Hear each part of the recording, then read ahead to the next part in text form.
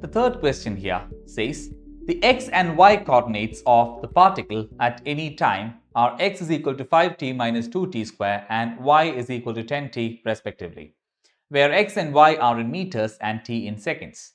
The acceleration of the particle at t is equal to 2 seconds is. Now, this question is based on the idea that when a particle is executing two-dimensional motion, its horizontal motion and vertical motion can be studied separately. They can be calculated independently. The horizontal motion is independent of vertical parameters and the vertical motion is independent of horizontal parameters. Now, we'll first look at the horizontal motion here. So we have the horizontal position or the x-coordinate, in other words, is given here as a function of time, and it says x is equal to 5t minus 2t square, and x is the horizontal position. Now, in that case, d by dt of x would be the first order derivative of horizontal position with respect to time, and that will be horizontal velocity, vx. And that will be equal to d by dt of x. You know, x is 5t minus 2t square, so you have d by dt of 5t minus 2t square. Now, d by dt of 5t minus 2t square will be d by dt of 5t first, and that will be 5 into d by dt of t, that is 1, minus d by dt of 2t square will be 2 taken out. D by dt of t square will be 2t. So you have 5 minus 4t here, and that is vx, the horizontal velocity.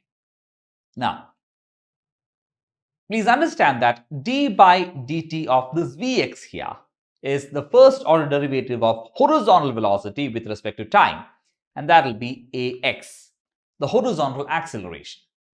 And that can be calculated as d by dt of vx is, you know, it is 5 minus 4t.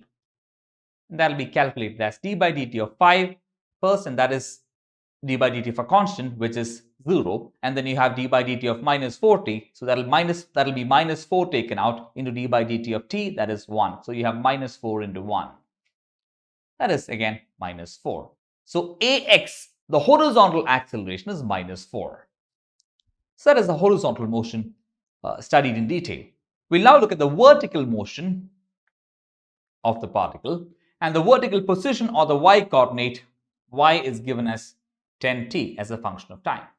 Now, dy by dt, you know, would give you vy, the vertical velocity. The first order derivative of vertical position with respect to time will be vertical velocity.